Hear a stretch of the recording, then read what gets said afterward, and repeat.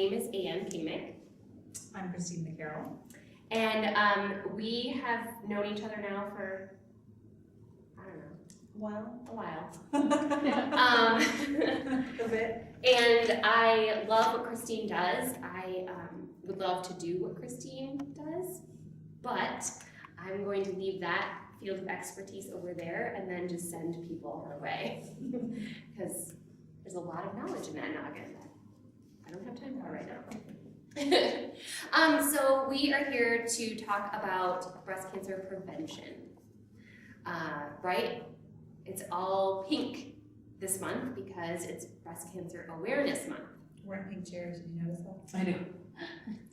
You should have worn pink too. Should have. You were. I know, I tried. I was like, that's pink. That's pink. I know. So the reality is that 1 of 8 women will develop breast cancer. And according to the U.S. Center for Disease Control and Prevention, not counting some kinds of skin cancer, breast cancer in the U.S. is the most common, no matter your race or ethnicity. It is the most common cause of death from cancer among Hispanic women, and it's the second most common cause of death from cancer among white, Black, Asian, Pacific Islander, American Indian, and Alaskan Native women. So when we started this war on cancer back in the 60s, I don't really think that we're winning necessarily. So in the US, 237,000 new cases of breast cancer are diagnosed a year, and around 41,000 women die because of this disease. So like I posted, and that was your great idea to have a little picture with all the pink washing type things. We call it pink washing or cause marketing, when a company wants you to believe that they're doing really good for something. And I really believe that all this awareness, through cause marketing is actually turning this horrible disease into a commodity. Everything is pink this month. NFL players.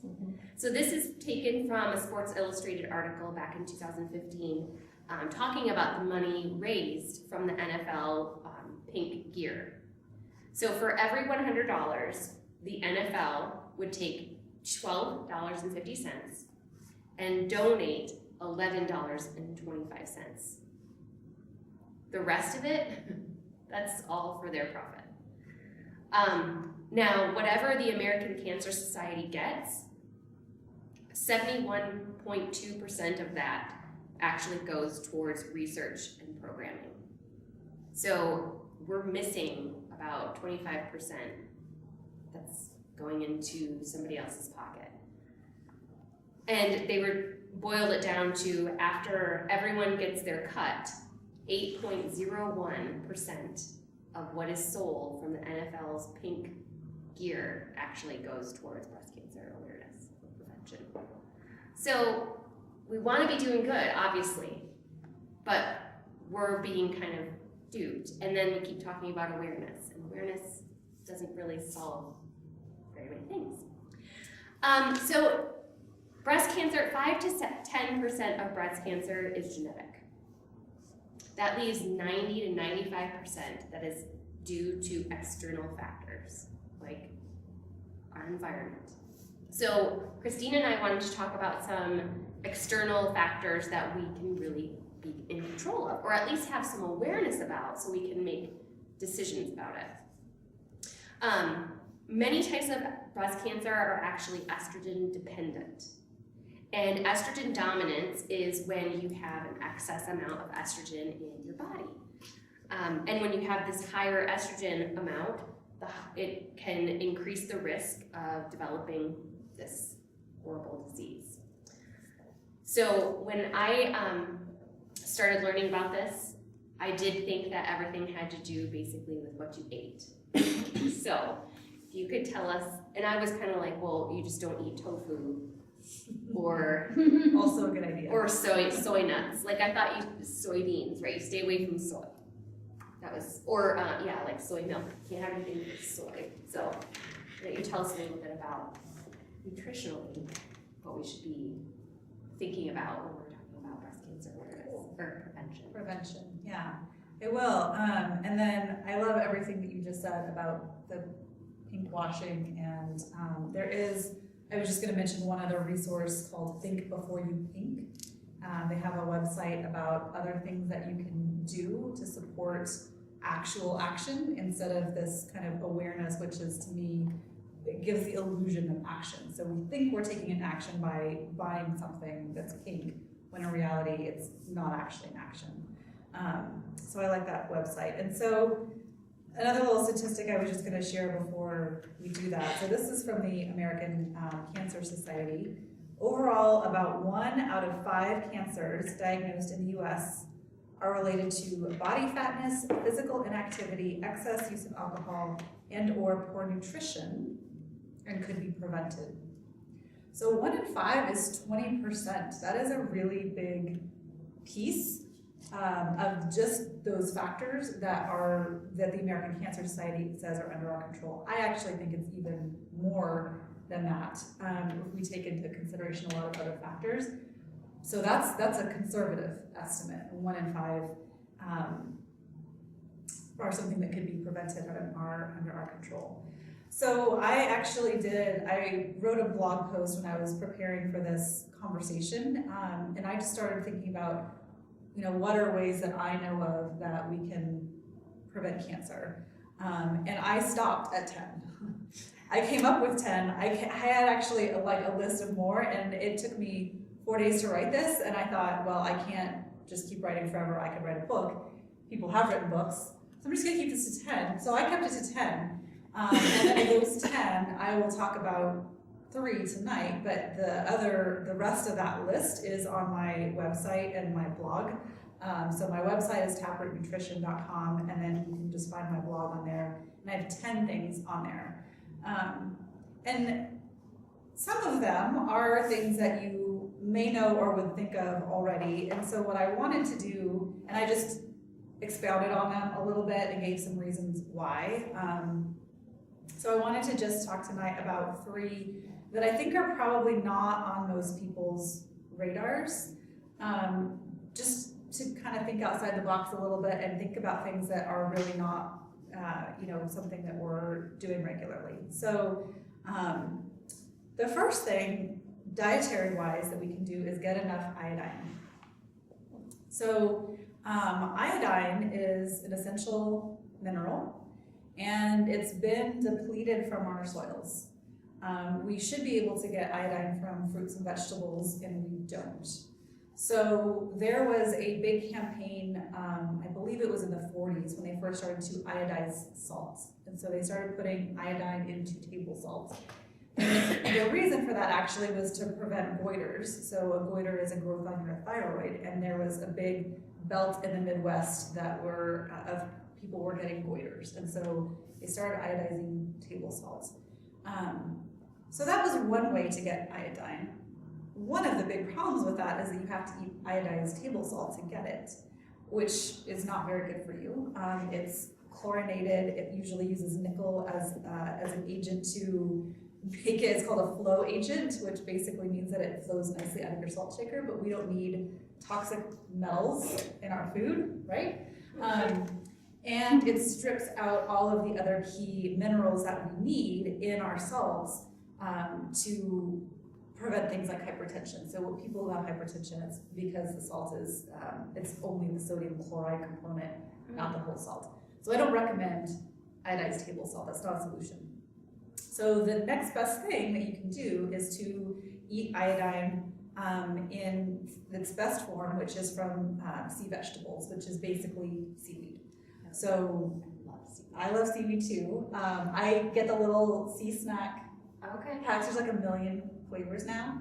I have one daughter who loves them and one daughter who thinks that we're crazy. Even though I tried to tell her it was mermaid food, she did not believe me. Mermaid food. I'm really good at selling this stuff. But that's the best source. And if you don't like it, there are little shakers that you can get that say it's like kelp granules. You can sprinkle it on your food, and it kind of gives a little salty flavor. It's not an overpowering seaweed taste if you don't like it. Like how much would you have to eat? How many of those seaweeds? So as long as you're getting some every day, you don't need to eat a lot. You know, you can sprinkle some on your food every day. They have all kinds of different seaweeds that you can buy online. And it's one of those things, so iodine, it actually is something that we measure, and people's iodine levels have been decreasing as the decades continue, so we don't have as much iodine as we need. And we tend to concentrate iodine, women concentrate iodine in breast tissue.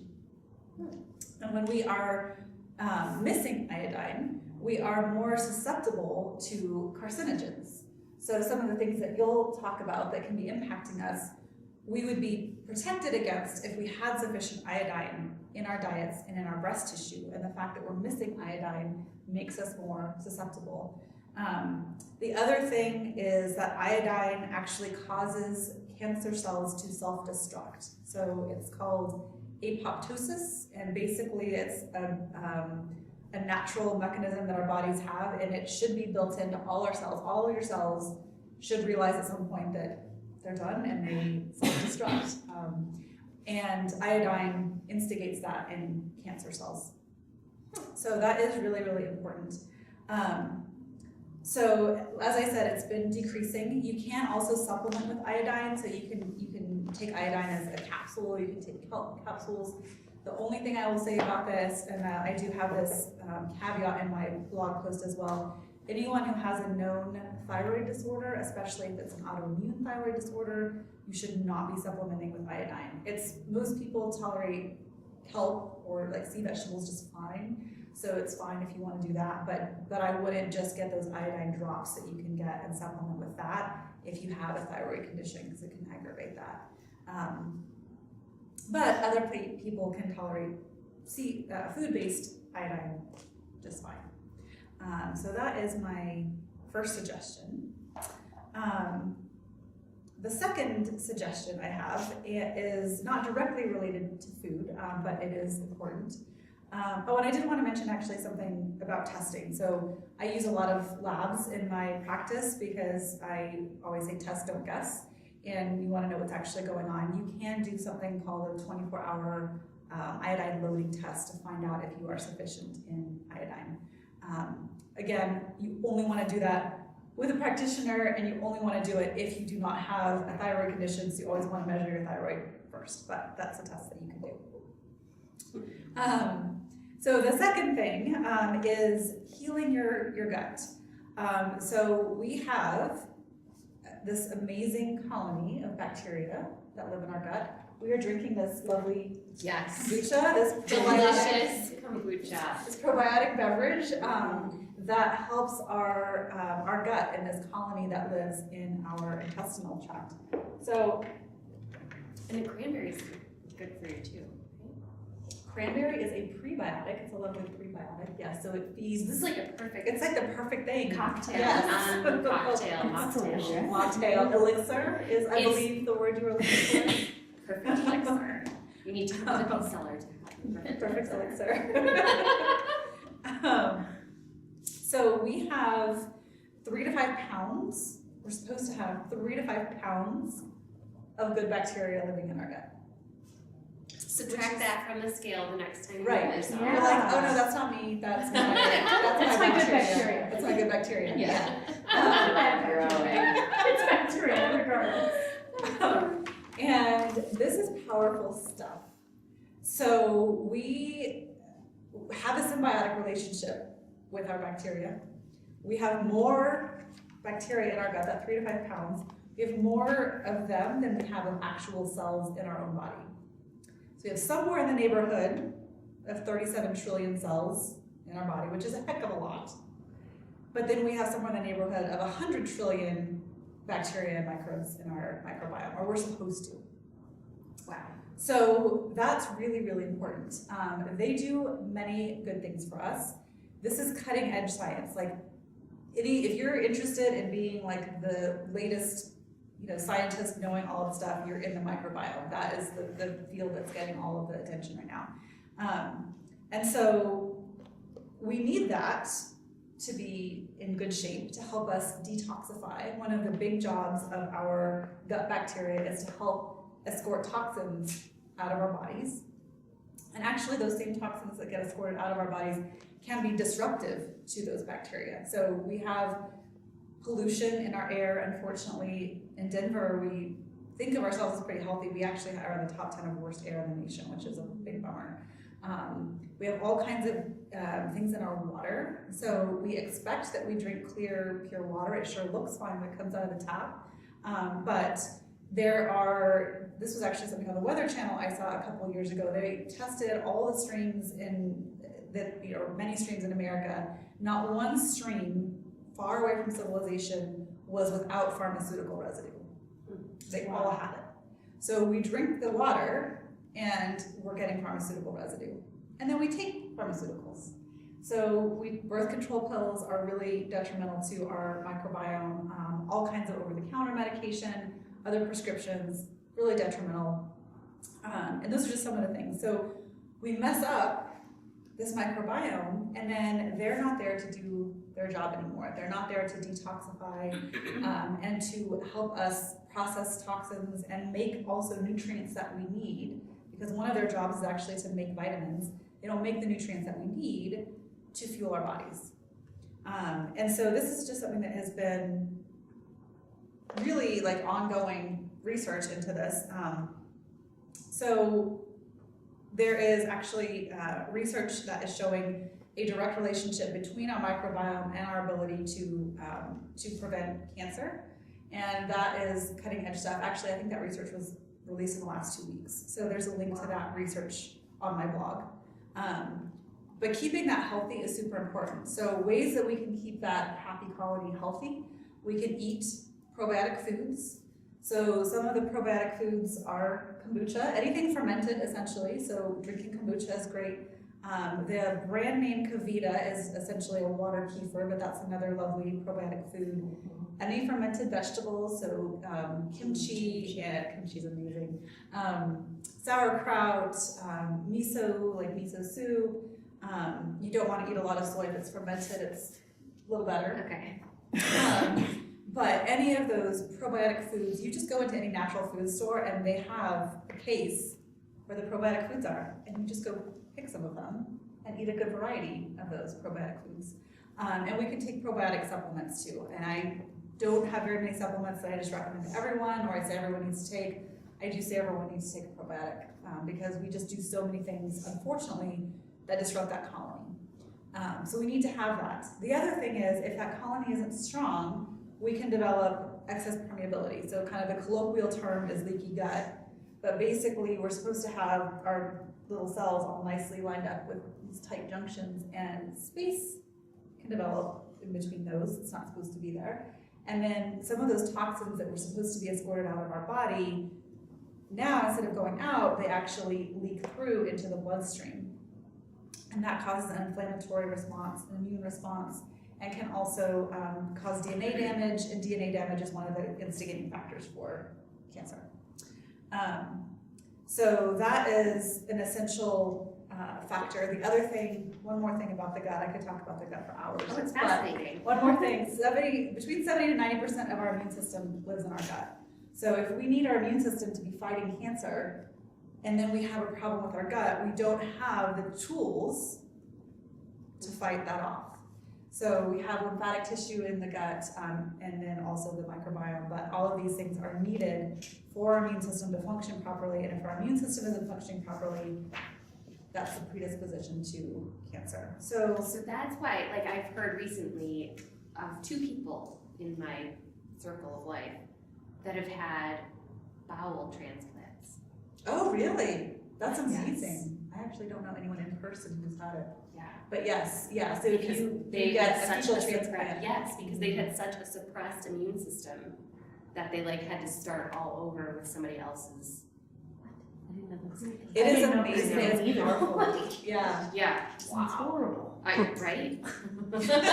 I mean, you'd have to be in a really bad spot to be like, yeah, let's do the fecal transplant. Yes, put somebody else's poop in. But it does work. It's really amazing, cutting edge stuff. And I'd heard, when I first heard about the GAPS diet, I think it was that babies, when they're born, their gut can be so disrupted, and that's they're thinking some sort of link with some issues developmentally, because like Oh, when yeah, they're born absolutely. and then they You're supposed to be ingest inoculated things with and- your mother's yeah. bacteria. So like when you're taken out with a C-section, that compromises the baby's gut, and just fascinating. Yeah, babies who are born via C-section have like hundreds of folds increased risk of even things like asthma, allergies, all of that stuff that we don't think is being related, but it's related to your gut health. Yeah, we really need to have that happy colony.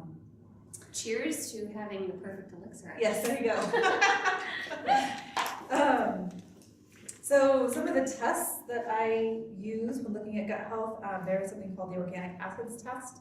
And that actually shows up in several places on my blog. It's a really good test.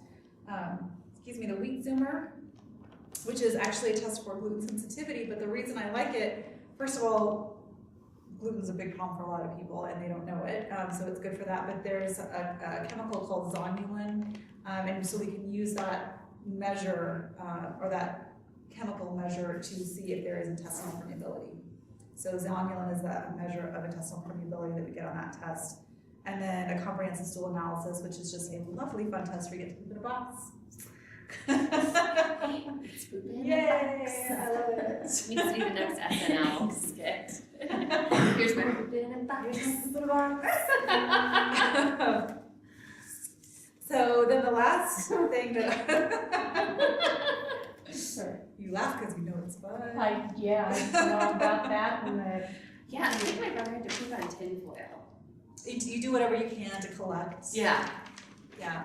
It actually looks like my sister and I joked, because I made her do it last year. There was a restaurant, a terrible hole-in-the-wall Mexican restaurant in El Paso where we're from, called Chico's Tacos. And I was like, it looks exactly like a Chico's Tacos box, and you were never gonna eat Chico's Tacos again after you do this. And she's like, you're right, I can't, it's done, it's all over. So. No more Chico's tacos. No more Chico's Tacos. So the last thing I'm going to talk about is oxalates, and that might be something you haven't heard of before. Oxalates are a chemical compound that is in some foods. It's in some vegetables and some other nuts, things like that, and it's in chocolate, unfortunately. We also make it in our own bodies, and it isn't necessarily a problem for most people. High oxalate levels are associated with kidney stones. So people have kidney stones, that's one of the reasons, one contributing factor. I always thought it was just like Coca-Cola. That too. So there's no relationship between oxalates and microcalcifications in breast tissue. So oxalates form crystals, and they're actually, you can see them all over the place. Like if you start Googling oxalate and go on images, you can go down the rabbit hole on that one. But you can see them like in, fungi can produce them, you can see them on trees, but we can produce these crystals in our body too, and those crystals are what turn into kidney stones. But they can also cause these microcalcifications in breast tissue. And the microcalcifications are one, you can't necessarily say it's a cause, but it's a correlation. There's a high correlation between women who have these crystals in their breasts and then later end up with breast cancer. So if you are at risk, if you have fibrocystic breasts, so fibrocystic breast, iodine deficiency is actually also correlated with fibrocystic breast tissue, which just means it's like very dense tissue, or it feels like there are lumps and bumps when you do a self-exam, but they're not actually, it's not cancer, it's just benign lumps and bumps. So there's a correlation between iodine deficiency, but also oxalates. And so those little microcalcifications can be caused by oxalates. There was an article in the journal BMC Cancer, and their statement, their research said, we found that the chronic exposure of breast epithelial cells to oxalates promotes the transformation of breast cells from normal to tumor cells. So definitely something to be aware of. So there are two ways you can reduce your oxalate exposure. So you can reduce your oxalate-containing foods, and I have a link to a list of high oxalate foods. But actually, we only get like 20 to 40% of oxalates from foods. We actually make them ourselves in our bodies too. So you can't avoid them entirely just by going on a low oxalate diet. The other thing is, they're in some really amazing food. So unless you have a reason to, if you know that you have a tendency to fibrocystic breasts, that's one reason. If you know you have a tendency to kidney stones, that's another reason, or a genetic history of one of those things. But otherwise, I would always want to test and see your own oxalate excretion before just going on a low oxalate diet. And then I would advise you to work with someone who's knowledgeable about it because, again, just amazing foods, and you'd be removing a whole bunch of nutrients if you just remove foods that are high in oxalates. But you can do that. One of the big ones is actually spinach. So, which is like it's like a health food, right? So Yeah. you want to eat lots of that. So one of the ways that we can just remove oxalates from our body, though, is by having sufficient B6. B vitamins are a big deficiency for a lot of people, and it reduces the conversion of glyoxylic acid to oxalate. So that's something that happens in our body, that conversion. Taking B6 stops that conversion, so it helps us just eliminate the excess oxalates. The other thing that you can do is make sure that you have sufficient calcium and magnesium. Those also allow it to be excreted from the body. So calcium citrate and magnesium citrate are the forms that are supportive of removing oxalates from the body. So if you have that tendency, you can eat, or you can take calcium citrate with every meal, and that will help to remove that. So the testing that you can use for that's helpful, so the organic acids test that I mentioned earlier tests oxalates, and also one of the things that it tests like a million things, but you can see B6 deficiency on there as well. So those are three things that I don't think most people know. Most people talk about like, oh, we'll eat more antioxidant-rich fruits and vegetables, which is true, and you should do that. Mm-hmm. But some other things that maybe are a little less known. Very cool. Yeah. Wow. I have a bunch of questions now.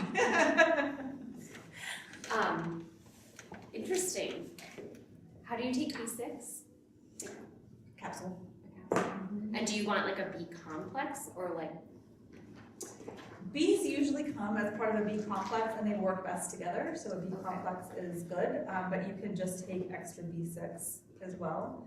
And I actually forgot to read this statistic. So for every 100 parts per milliliter increase in PLP, which is the active form of B6, all you need to know, there was an associated 23% decrease in the risk of breast cancer. So B6 is pretty good. Yeah. Make sure that you have sufficient B6. And you can just, Fascinating. you can take extra. Does that equate to the same with other types of cancer, Christine, like colon cancer or something like that, that if you increase B6 that it's going to help reduce that risk as well, or I is haven't it researched specific? B6 specifically with other cancers, so I don't know for sure. Okay. But nutrient deficiencies come along, particularly with colon cancer, because there is a decreased ability to absorb nutrients. Yeah. When you have any problem with your GI tract. Mm-hmm. So I would guess so, but I would have to get Okay. to. Interesting. Well, I'm glad it's not just don't eat soybeans.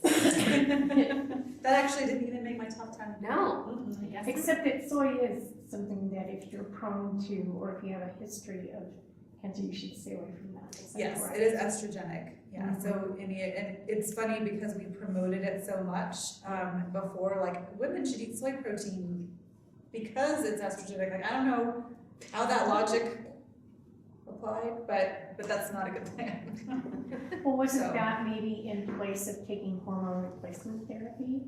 There were some Things. soy-based, Yeah. hormone replacers, but there's also just like there was advice for women to take to eat soy protein like as a protein powder, as opposed to like whey or something else like that. But ill-advised. Oh my. Plus it's all genetically modified. It's like 95% of the soy in this country is genetically modified. Yeah. So yeah. Stay away from soy too. Okay. So that's what's going in your mouth.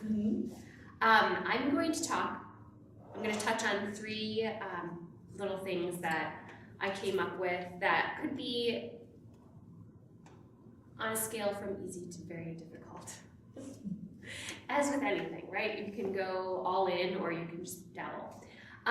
The first one would be to ditch plastic.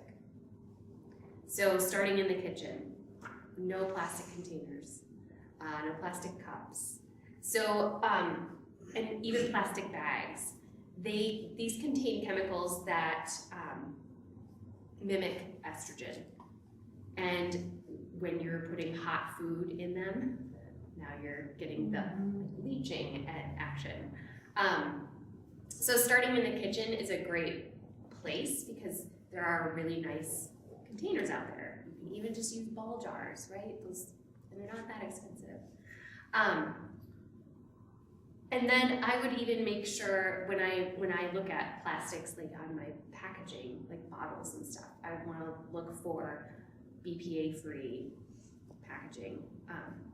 So there's an interesting little study that came out of, I think, the University of Chicago, I think. So it had breast cells, and then when they were in the presence of BPA and paraben, so this, now think about deodorant. Your deodorant usually comes in a plastic tube, and frequently it will have parabens in it as a preservative and to make it nice and soft and buttery feeling. When a breast cell was in the presence of methylparaben and BPA, it turned it into a cancer cell. And it also rendered tamoxifen completely inactive. And tamoxifen is one of the most highly prescribed medications when people are fighting breast cancer. So oftentimes people who go to the doctor, find out they have breast cancer, have to start going through processes, their doctor will say, okay, can't use regular deodorant. Right? When you get a mammogram, they tell you don't put deodorant on because of the metal that's in it. And it's just kind of like, wait, so if they don't want us to wear it, then again, let's not wait until we're sick to address the issue. Let's try and prevent it beforehand. So ditching plastic's a big one. My second tip would be get rid of the F word. No, this is not your favorite word, I promise. It's the word fragrance. So oftentimes, actually not oftentimes, almost always, if you turn over your personal care products, so cosmetics, your laundry detergent, your spray cleaner, your shampoo, it's going to have the word fragrance. If they get really fancy, it's going to say perfume. And if it's super duper fancy, it says parfum. And that is legally hiding thousands of ingredients. And 90% of the time, they're phthalates. And phthalates are known to be endocrine disruptors. They're known to be these estrogen mimicking chemicals. And in fact, people have tested large groups of people. Researchers have tested large groups of people, and they find that 90% of Americans tested have phthalates in their system. So we are exposed to phthalates all the time. Has anybody ever, gone into a place that they painted and you kind of been like, oh, or you walk past Bath and Body Works in the mall and you like, Or Yankee Candle. Candle. Yeah. So those are intense amounts of volatile organic compounds coming off. And what's really fascinating is fragrance isn't just in our personal care products. It's essentially in everything, like plugins, or I was at Michael's and I was looking at their soap kits. I don't know why. And they have essential oils there. Right. It's Pretend, fake. yeah. Fragrance, which is just, there's nothing natural about it. Like, you think fragrance and you think like lilies or a field of lavender. And they put the pictures of the fields of lavender Yes, on the and what packaging. really should be pictured is a factory in New Jersey with a bunch of like smokestacks. So we want to get rid of fragrance. Now, even if you've been like, oh, I'm fragrance free, I've always bought fragrance free things, I would almost guarantee that if you turn it around, it will still say the word fragrance. because a lot of these synthetic chemicals that they're using in these products, they don't smell good. So they have to balance out the smell so it doesn't smell like anything. And there's a whole science to scent. It's quite amazing. They put it in canola oil too, Ew, really? because it's like, it's not something that you would eat on a normal, so they deodorize and put like, smelling, yeah. And Right. it's just so fascinating to me that there is, so quick side note, there's a boy that is deathly allergic to the Axe. So everybody knows the spray Axe. So he had anaphylactic shock from being exposed to Axe. And it happened 3 times in a school year. The last time he had to be like intubated, it was not good, he was terrified. So his mom decided to keep him home. And that year, while he was kept home, his mom tried to get Unilever, who owns Axe, to tell her to disclose what was in that word fragrance, because obviously it's something that her son could potentially die from. And they used the FOIA, right, Freedom of Information Act.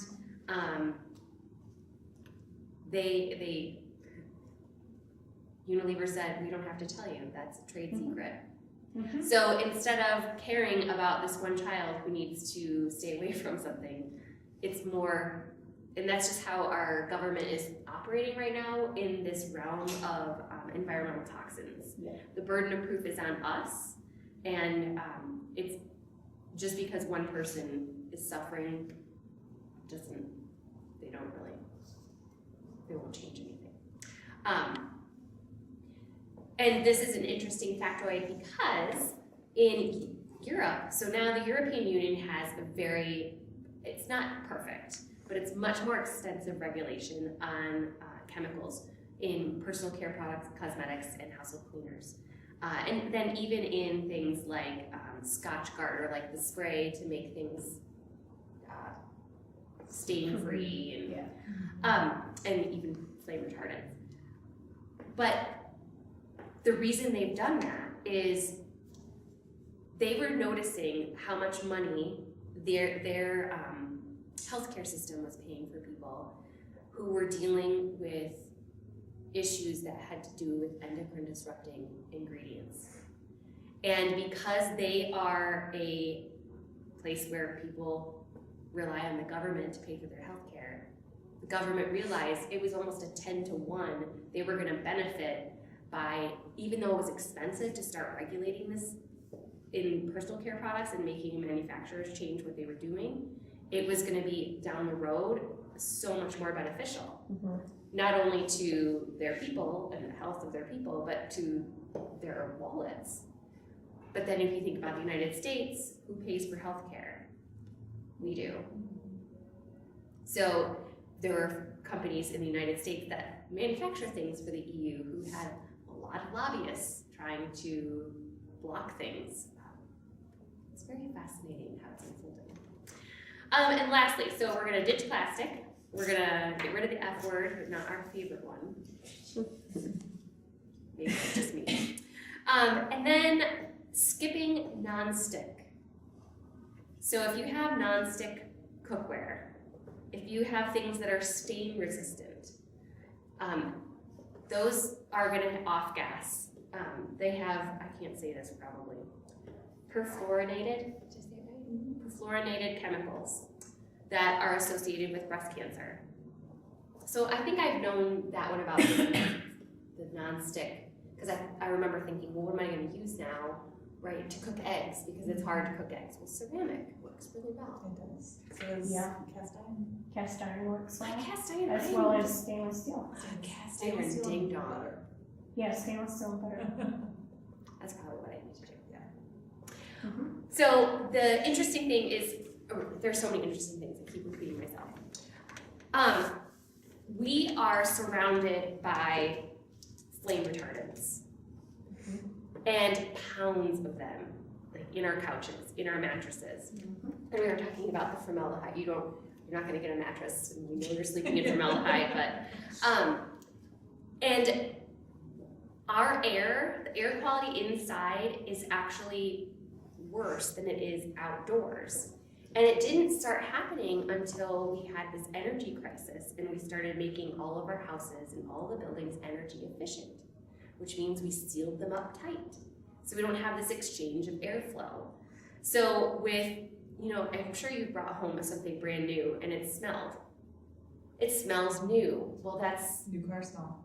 Yes, that's VOCs, volatile organic compounds that are like wafting all over the place. And they continue to slough off. So when you paint a room, you might open the window until it smells like the paint smell has gone away. It can literally be off-gassing for up to 10 years. Wow. Yeah. So it starts to get really, really scary. Like, oh shit, what are we gonna do? And there are some things we just can't do a lot about. So if you live in an apartment and they have vinyl on the floor, vinyl is serious off-gassing because of the formaldehyde that's in the stuff they use to stick it down. But you can mitigate that by be sure clean frequently get it wet. Get rid of the dust because the dust is what ends up having some of that residual stuff in it. So ditch plastic, get rid of the word fragrance, and skip things that are non-stick or stain resistant.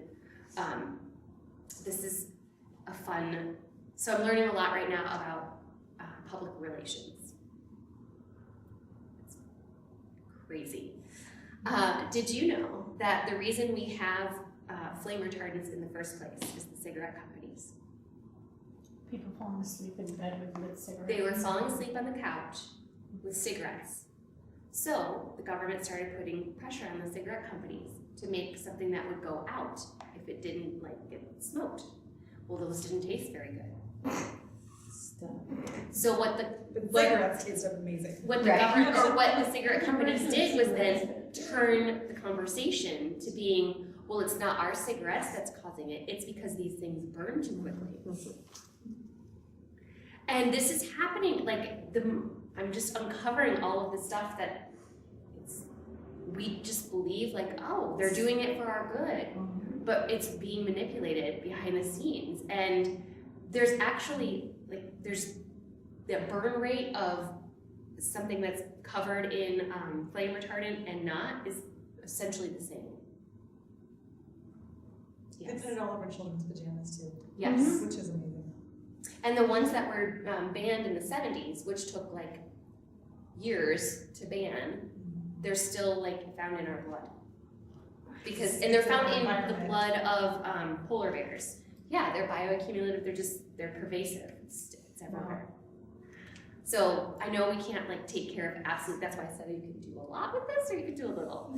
So I like to think we live 80-20, right? 80% I can do my best, but sometimes you are in a bathroom where you have to wash your hands with something gross. Or you just don't wash your hands. Most of the time you eat really well, but then there's that chocolate cake. It probably doesn't do anything for your gut health, but it does not. But neither do fire retardants. No, they do not. So yeah, I'm learning a little bit more about the California raisins. You guys remember the California raisins? Mm-hmm. Do you know why they came up with those? It wasn't all of a sudden so we could eat more raisins. It's because there was a man in Santa Monica who started doing research on the amount of pesticides in produce from California.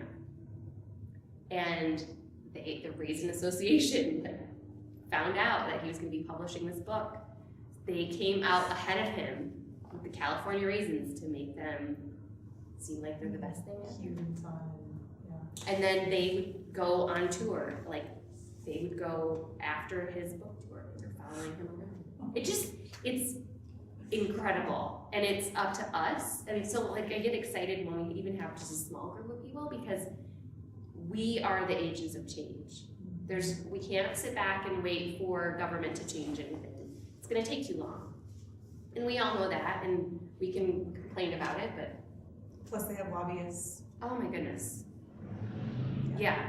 And the lobbyist companies, they have these innocuous names that sound like they're doing something good for you, and in actuality, they're doing the exact opposite. Like the American Chemical Council. Nothing good. Nothing good. Don't trust them. Nothing good. No. So yeah, it's up to us to really just be reading our labels and demand transparency. I think you don't have to use synthetic ingredients to. Have you heard of that app called Think Dirty? Yes. That's I haven't done a ton of research into who funds it. I don't know who funds it either, but one thing that I found very fascinating, quite honestly, is that when I took my lovely Mrs. Myers, which I love in terms of soaps and stuff, and I scanned that with my Think Dirty app, it comes up as a 9, which is bad. Oh yeah, greenwashed. Yeah, and I went, I talked Just- about pink washing in my blog, but greenwashing also a thing. Yeah. guess I'll stop using that one because it's not good. No, it's not. But then there are some that don't come up at all, and you go, okay, do they not come up because they just haven't been tested, nobody's really put them in the database yet, or do they not come up because everything's good, or, So and it's hard to say. So I use that app with a grain of salt. You know, when it comes up bad, I just go, yeah, that probably pretty bad. And the other thing that really bothered me is the number of children's products, like talcum powder and shampoo, Johnson's shampoo for children. And I went, oh my God. I mean, what young mother doesn't pick up, oh, I'll just use that because Johnson & Johnson, Because we know that name for 50 we know that years, name, we we've known trust that it. name forever, we even though trust they've it, right? been in the news because they've been sued because talcum powder is associated with ovarian cancer. Yeah, ovarian cancer. And years ago, mothers were up in arms because they found out baby shampoo was tainted with formaldehyde, and Yeah. we still use it. And People the No still More use it. Tears actually just has a chemical in it to numb your eyes. It actually doesn't, it's not because it's gentle, it's because there's a chemical to make it not Yeah. sting. So Because it's just, otherwise it would. Feel No like the tears. veil's ripped away. yeah, Yeah, and so I also like to look at the EWG website, the Environmental Working Group. I do not, again, it's a grain of salt. So yeah, everyone has an agenda. I'm not super excited about some of the changes I've seen in the past 3 years with Environmental Working Group. They've taken some ingredients and changed their rating. And I think it's personally to accommodate some of the people that are giving them money. So I actually just use that as my ingredient. So if I'm looking up a product, I just look at the particular ingredients and then plug them in to read a little bit about it. yeah, Because as a whole, it doesn't make sense to me to have a product that's rated as a 1 and then it has multiple ingredients that are like a 6. And Yeah. a 1 is like best and 10 would be worst. So I'm kind of like, wait, that isn't, How does that? yeah, just a little bit of poison's not okay. Like, I go back to, I don't remember when this was, but they had like a whole campaign about lead in lipstick. And they were trying to figure out, well, how much lead is okay in your lipstick? How about none? None Well, lead. we don't, the accumulation too, they're not taking account of that. Yeah.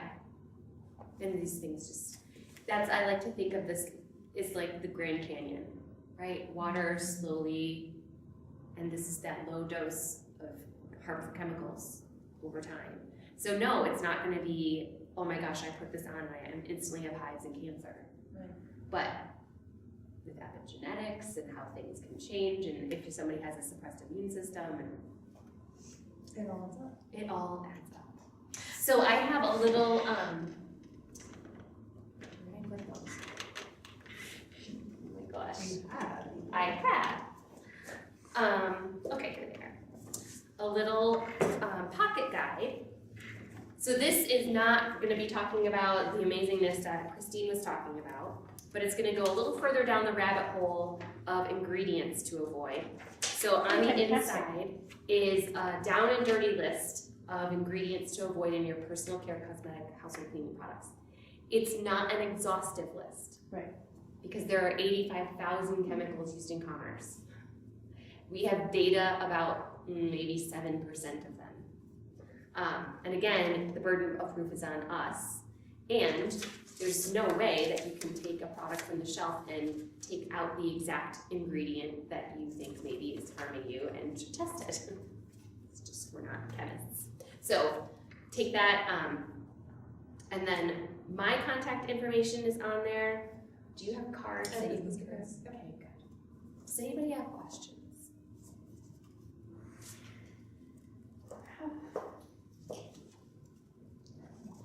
I think, my biggest question is when you talk about the phthalates and things like that, and do you have specific products that you recommend Yes, ma'am. from a healthcare and not healthcare, but cosmetic and that kind of thing? I mean, I know things that I use, but do I know that they're any better than anything else?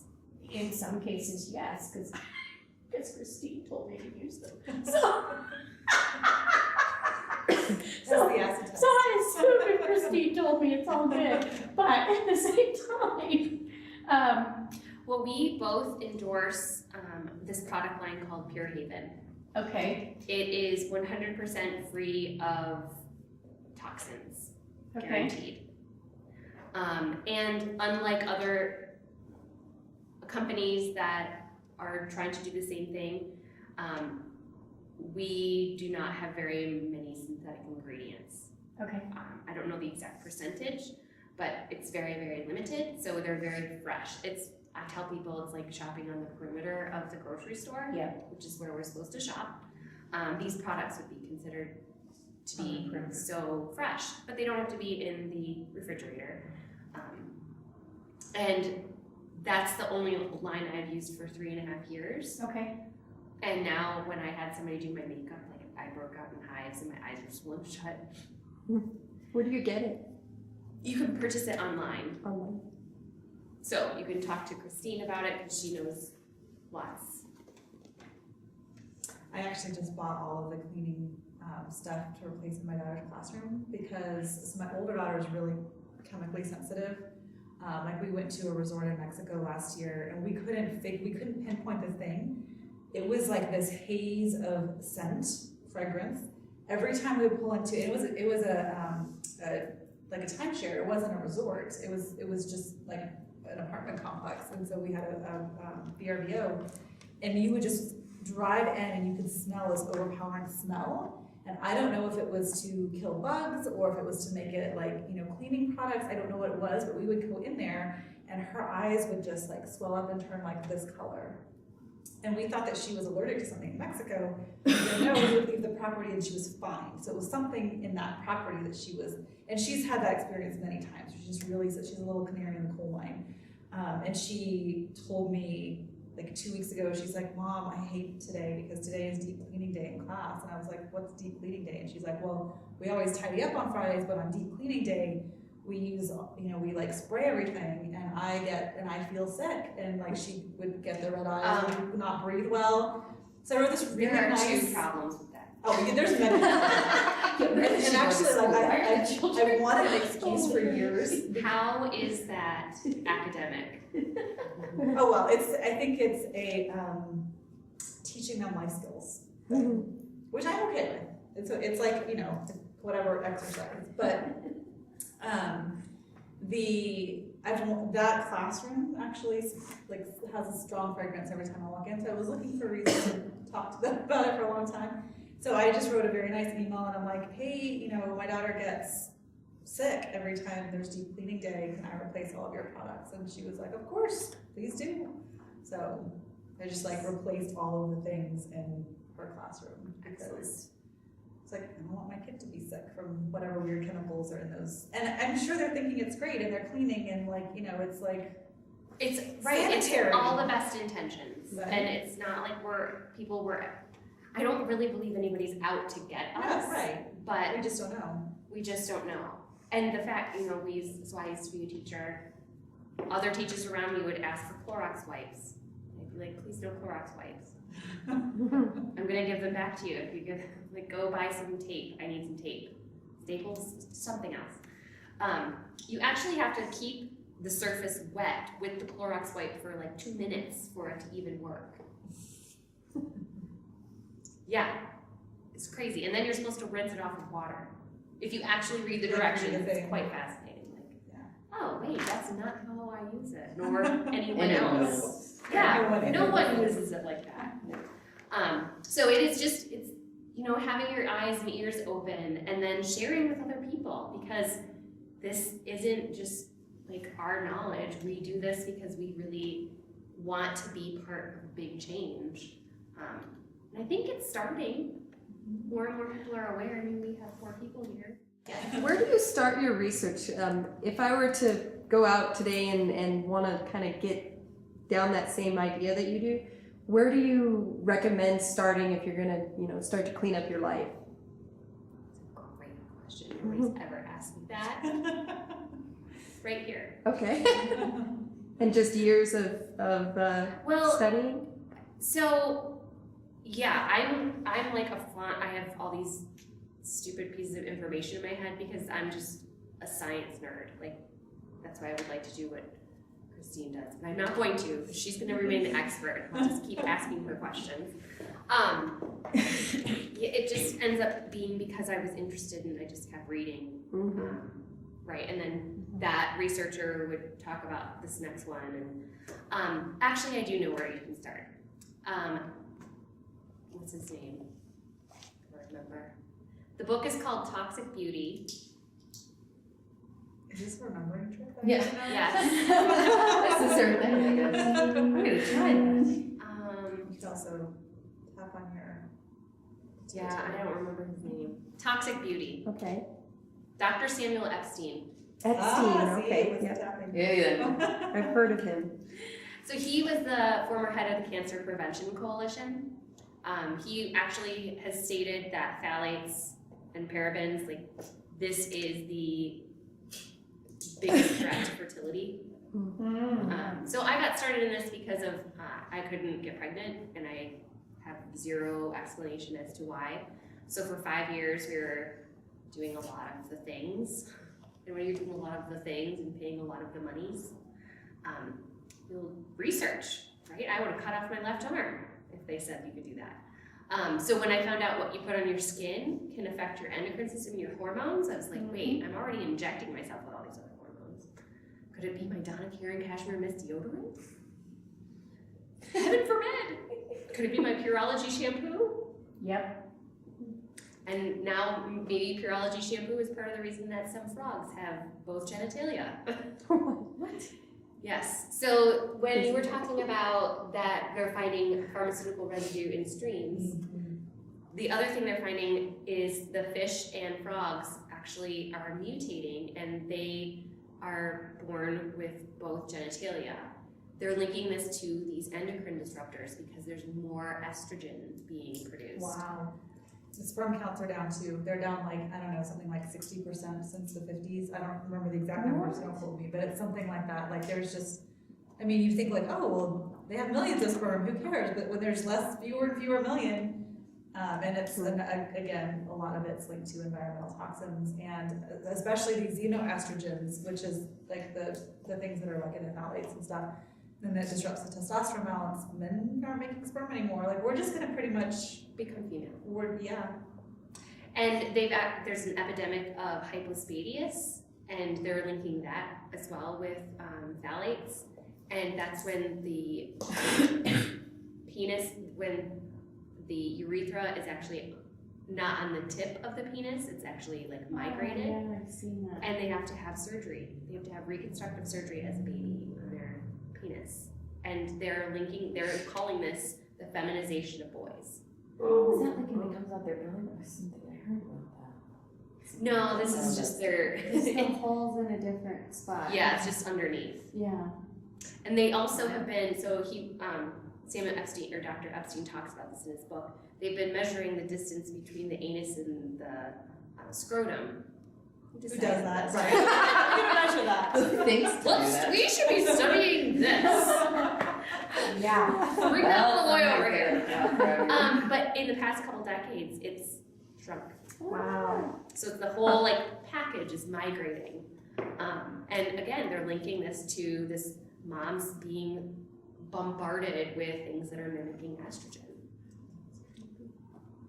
Well, and that kind of dose dependent thing, you know, like I work a lot with women's hormones, and it's like parts per million of hormones that regulate our entire endocrine system. So when you say it's like a tiny dose, you're like, oh, it's just a little bit, or it's just a little blush, or whatever.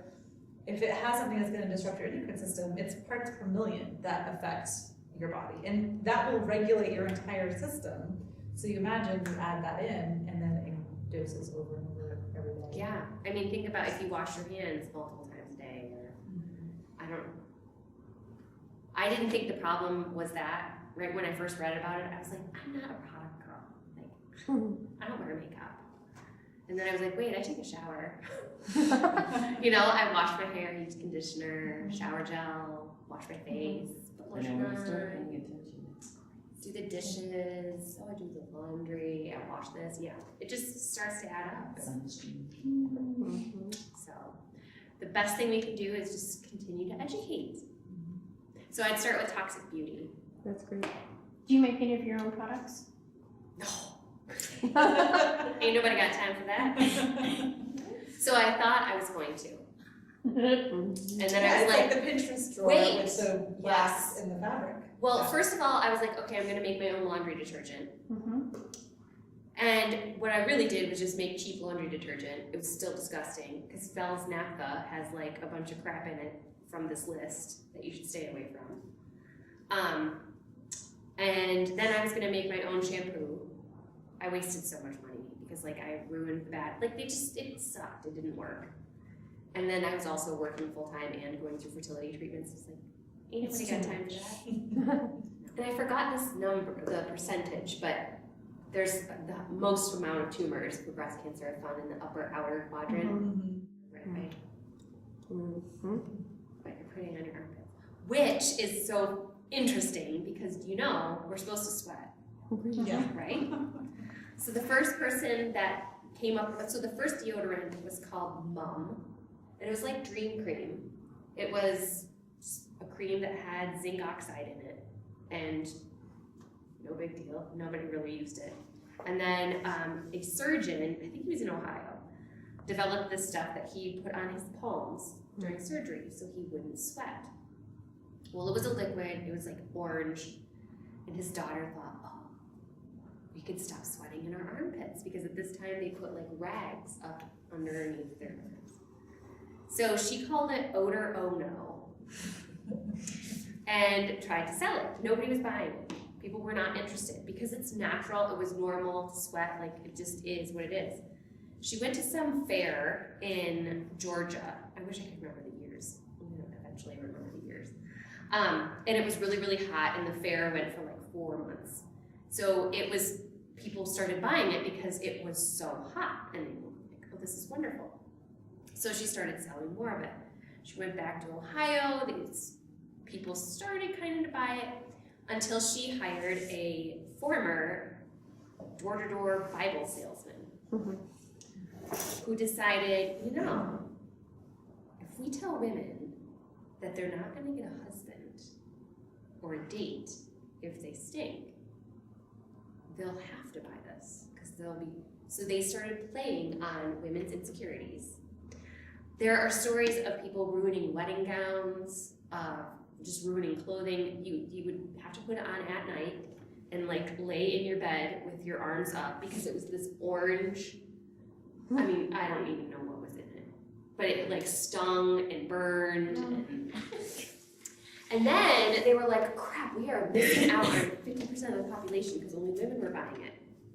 So it wasn't until the Great Depression when the stock market crashed and they were trying to help men feel more manly. It was all playing on the psychological weaknesses of humans. So we're supposed to sweat, we should sweat. It's okay to have wet rings. And Lysol was used on lady parts. Yes. Speaking of endocrine disruptors that happen like As they invented it as they used it as a douche. What's that? Lysol. Yep. There's some That was- great ads. That was before my time, for sure. But I mean, who knows in your, history, which of Exactly. your female relatives was spraying that. I'm calling them. And so, Which one of you crazy fools did this? So, I wanna know. we have not had a cosmetic regulation law passed since 1938. Oh my. And that was in reaction to the lash lure incident. So lash lure was a mascara. Multiple people, like 12 people went blind, somebody died because it was contaminated, it was a poison. Wow. And it was it was literally the Wild West. You could put anything in anything. And when they came up with TSCA, which is the TSA, Toxic Substance Control Act, they grandfathered in all of the chemicals that had been present. So 67,000 chemicals were just like, okay, we're just gonna use it. No question. And then regarded as safe. Yep. Regarded by who? So if you look back in history, it wasn't until there was like a real crisis that something changed. So DDT, right? When Rachel Carson wrote Silent Spring, she was called a lunatic and terrible things, which now people are kind of thinking about global warming. Some of the scientists are being made out to be kind of like that. The same thing with Upton Sinclair, when he wrote the book about the meatpacking industry. Teddy Roosevelt was like, there's no way that's actually happening. They had 3 weeks warning that somebody from the government was going to come in and like check out the facilities. Still, it was an abomination when they went there. Without much notice. Yeah. Wow. So it's not, we're just like a reactionary society. And unfortunately it does take an epidemic. But right now, I want to change it so it's the precautionary principle where it could be a potential hazard, so we're not going to use it until somebody proves that it's okay. And because right now we're the guinea pigs. Yeah, it's not going so well. No. So the Toxic Beauty book, he actually, I've read it like 5 times. I didn't pick up on this the first few times. He essentially it's almost like cancer is they're victim blaming, right? It's diet, exercise. When in reality, like my mom had cancer, stage 4 melanoma. She played 5 hours of tennis a day. Like she ate very, very well. She took care of herself. People who are really healthy get cancer. So there's gotta be something else. And I feel it was a very interesting like analogy in my head of, oh, you were wearing that sexy outfit, that's why you were sexually assaulted. Right. Oh, you weren't taking care of yourself, so that's why you have cancer. When really there could be something else going on that it's just swept in. Well, and like the Komen Foundation, which I do not support, partners with companies that are knowingly putting out carcinogens. Oh yeah, Who's this? Avon, The Komen Foundation. Susan G. Komen, Susan G. Komen. Oh. the race against breast cancer. I don't support them at all. Oh, whenever I have you a give money to little them, tirade on my blog about that. they Well, are that's just why they're going buying. bankrupt now, too. They're just Or buying people another are million figuring it out. dollars. Yeah. So Avon refused to sign the Safe Cosmetics Act. Wait, no, Cosmetic. I can't remember all of the acronyms, but there is a campaign for Safe Cosmetics Act. That's what it's called. And Avon doesn't want to sign it. Why not? They They like have their to adhere. proprietary. Yeah. Mhm. They have their ingredient list that they don't want to switch from now. Yeah. And if they claim something is proprietary, they do not have to share it. Yay! Well, and we as consumers don't have to buy it unless they're willing to share. I mean, that's, Yeah, that's where we you know, And that's we just, where we have to go. start educating people, like they have to be transparent. Mhm. And we also have to think twice. Like Mhm. this bottle of blue gel, what on earth is actually that blue? Yeah. Right? That gel. What's it? Thank you so much. Thank you, ladies. Thank you very You much. guys Wonderful. had fun.